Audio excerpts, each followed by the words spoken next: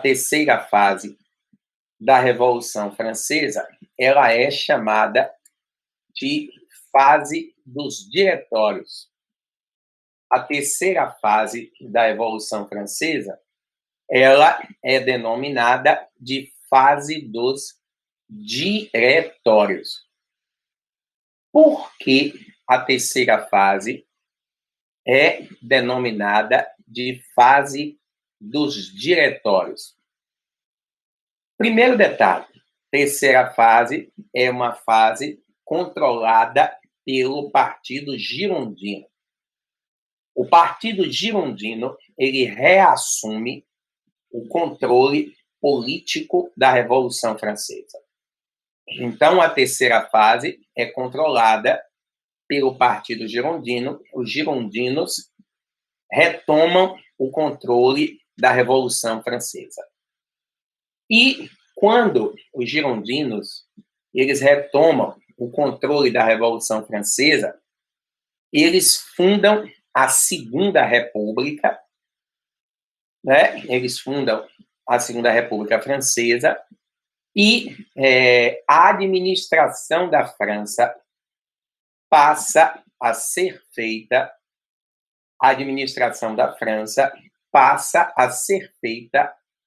por um grupo de 9 diretores, de 9 pessoas, de 9 diretores, e por isso esta fase é chamada de fase dos diretórios.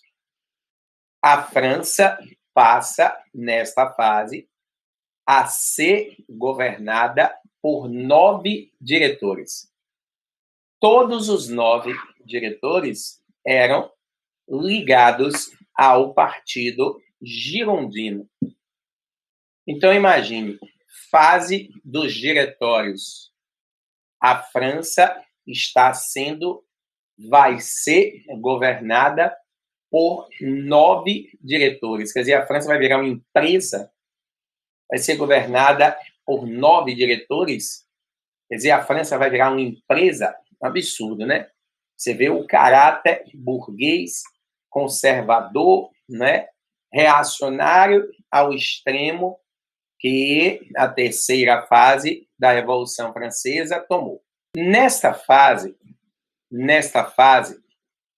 a fase dos diretórios, como nós dissemos, marcada pela volta dos girondinos ao poder, essa fase, ela foi uma fase marcada por uma extrema corrupção dentro do governo. Veja que coisa absurda. Vamos parar e pensar o que produziu a Revolução Francesa foi a dificílima situação socioeconômica que a França enfrentava. A causa da Revolução Francesa foi a dificílima situação socioeconômica que acaba agravando sobremaneira os níveis de pobreza e de miséria na França.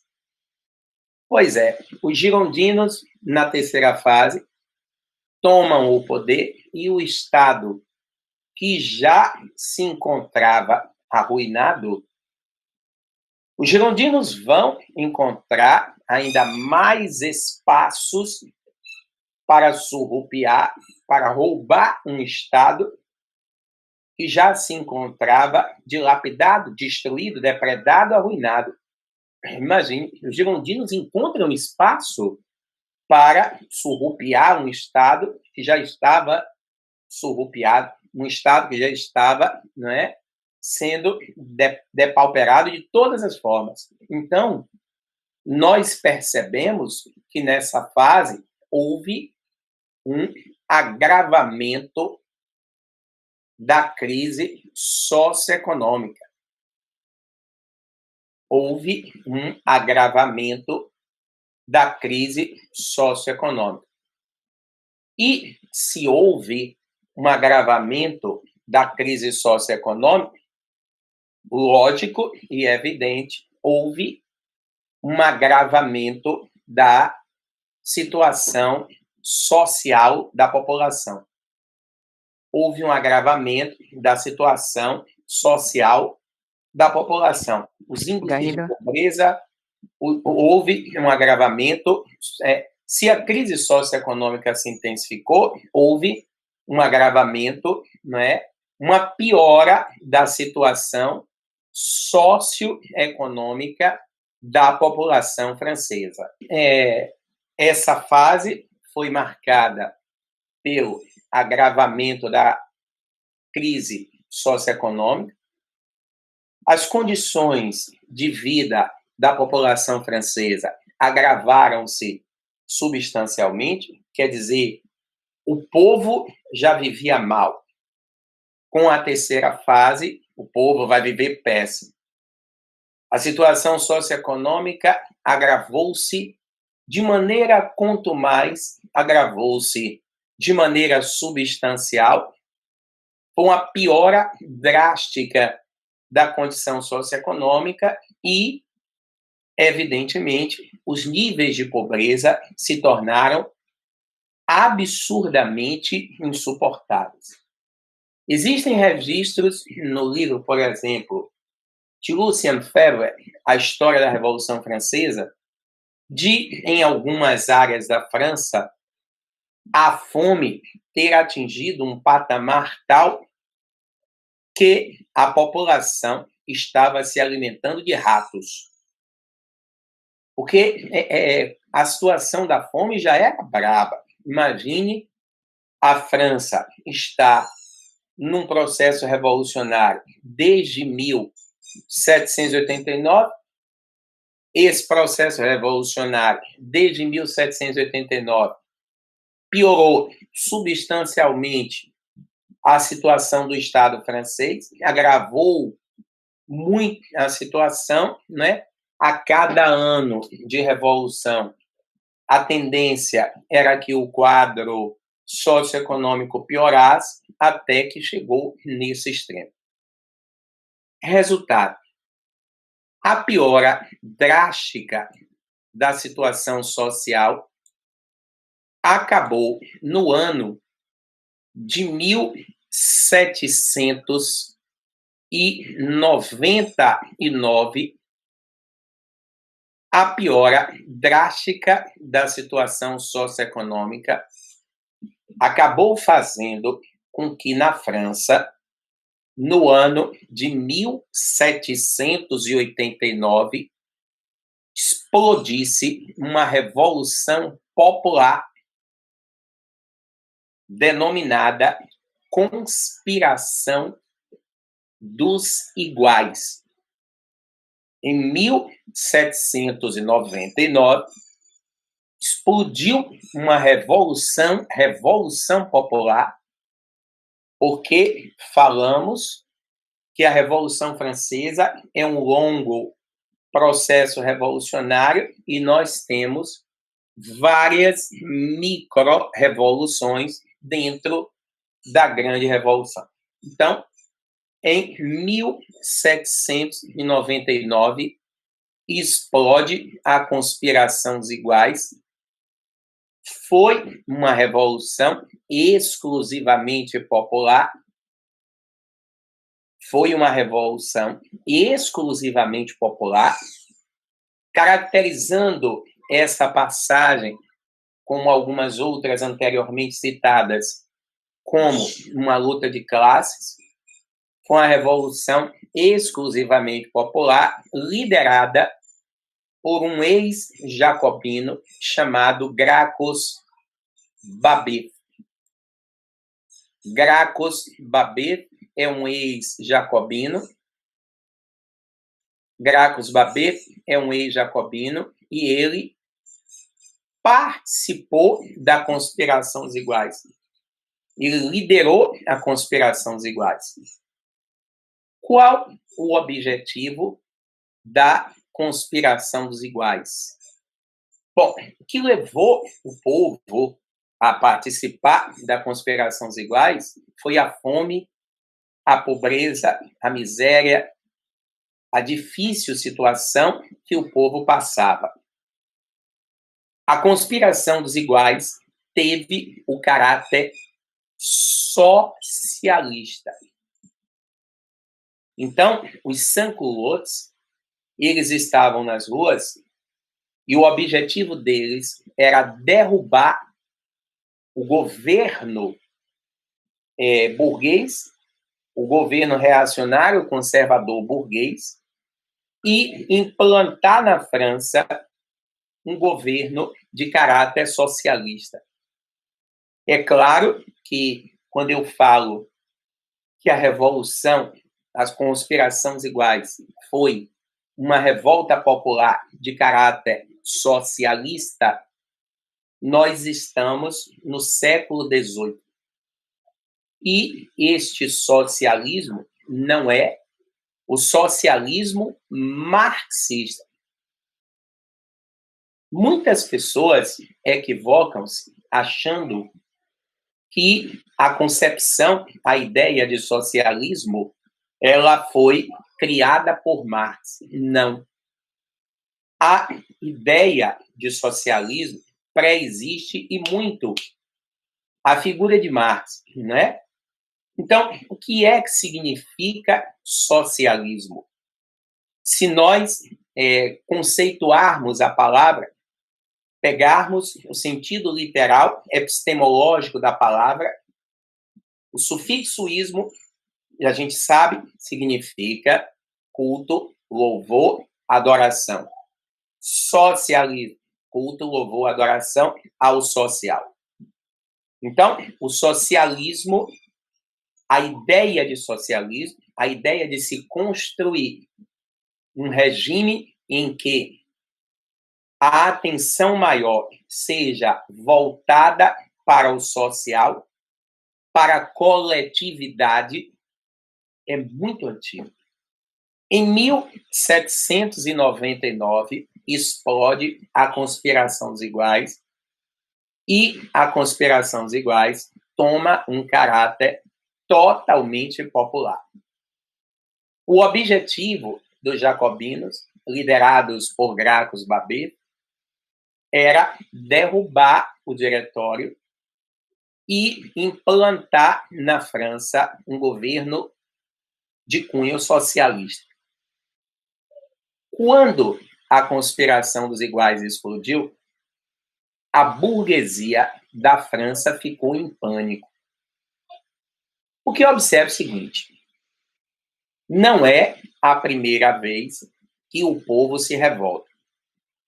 Ao longo da Revolução Francesa, nós tivemos inúmeras convulsões sociais que foram conduzidas, manipuladas pela população.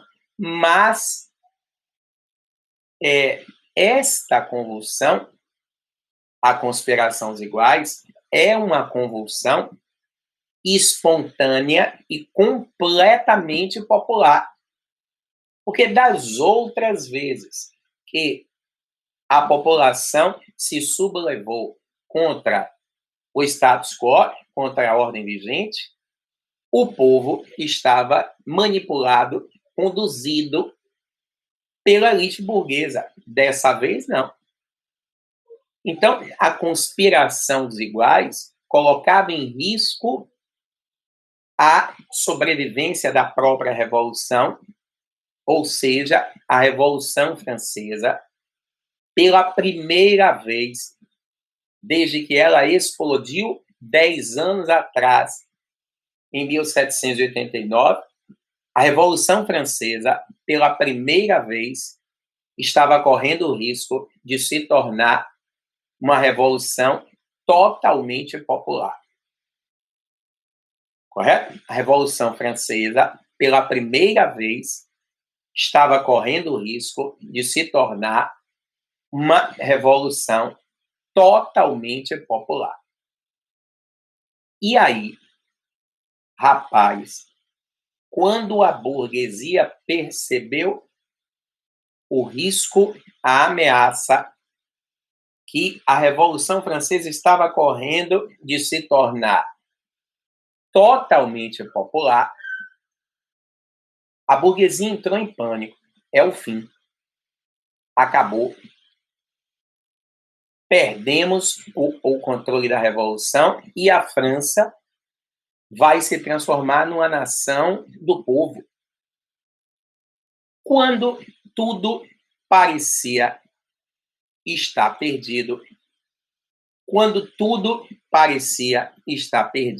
eis que vem de lá um espírito de porco. Eu já falei várias vezes que o espírito de porco é imprescindível para a história. O que seria da história se não fosse o espírito de porco? E dessa vez, o espírito de porco foi um dos diretores chamado Neville Barras. Ante a iminência da revolução tornar-se totalmente popular, o Barras reuniu o diretório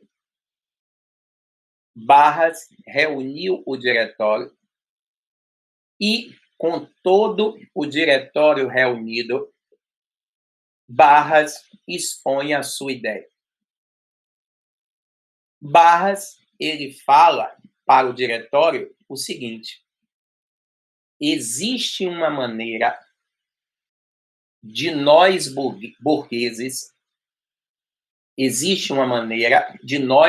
burgueses controlarmos a convulsão social e continuarmos administrando a França. Existe uma forma de nós burgueses frearmos essa convulsão social e continuarmos com o controle do Estado francês nas mãos. Como? Que magia negra é essa? Ora, a maneira que nós burgueses temos de frear a Revolução Francesa e continuar com o controle do Estado é usando a figura de Napoleão Bonaparte. Sim, aquele mesmo Napoleão que havia se projetado como grande líder na segunda fase, quando ele derrotou a coligação absolutista. Olha a ideia de Barras. Napoleão é um líder popular. O povo adora Napoleão. O povo idolatra Napoleão. Napoleão é o herói do povo, porque Napoleão ele conteve a ameaça à Revolução Francesa. Napoleão conseguiu destruir a coligação absolutista, o que deu a ele um prestígio popular enorme. Herói de guerra. Gente, herói de guerra normalmente tem prestígio popular. Mao Tse-tung, né? Ho Chi Minh no Vietnã e tantos outros. Então, o que é que nós vamos fazer? Vamos cooptar Napoleão. Nós, burguesia, cooptaremos Napoleão. Vamos trazer Napoleão para o nosso lado. Trazendo Napoleão para o nosso lado, a gente vai fazer o seguinte. Do nosso lado, Napoleão vai sufocar a conspiração dos iguais.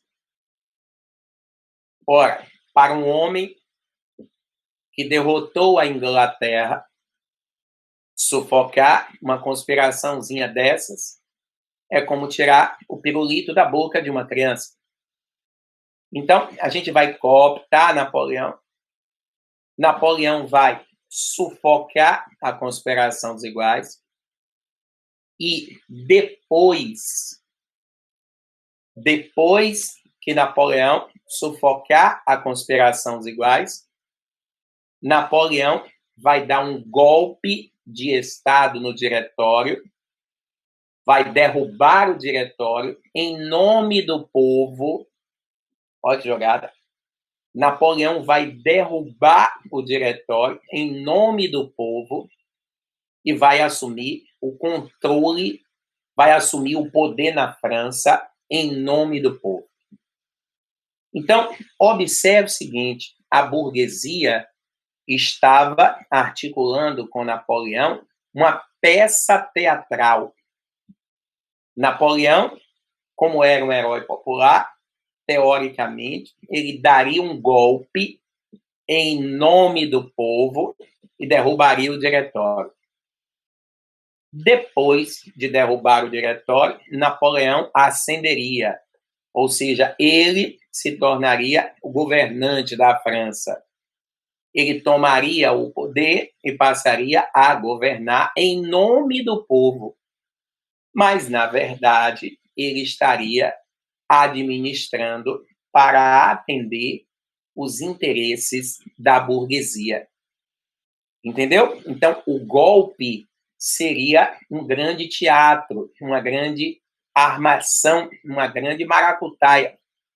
Napoleão proferiria um golpe em nome do povo e, quando tomasse o poder em nome do povo, na verdade, ele estaria tomando o poder para atender aos propósitos, aos anseios da burguesia. Os girondinos convocam Napoleão para uma reunião. Os girondinos convocam Napoleão para uma reunião e Barras expõe a sua ideia. Napoleão, que era um jovem, tinha uma avidez pelo poder impressionante, ele aceitou. Napoleão aceitou e toda a armação da burguesia ela foi articulada. Napoleão aceita, articula um exército, rapidamente sufoca a conspiração dos iguais. Ele monta um exército, rapidamente sufoca a conspiração dos iguais. A conspiração dos iguais foi detonada por ele. E depois que ele sufocou a conspiração dos iguais, no dia 18 de Brumário, lembre-se, Robespierre mudou o calendário. No nosso calendário, que é um calendário gregoriano, no dia 9 de novembro,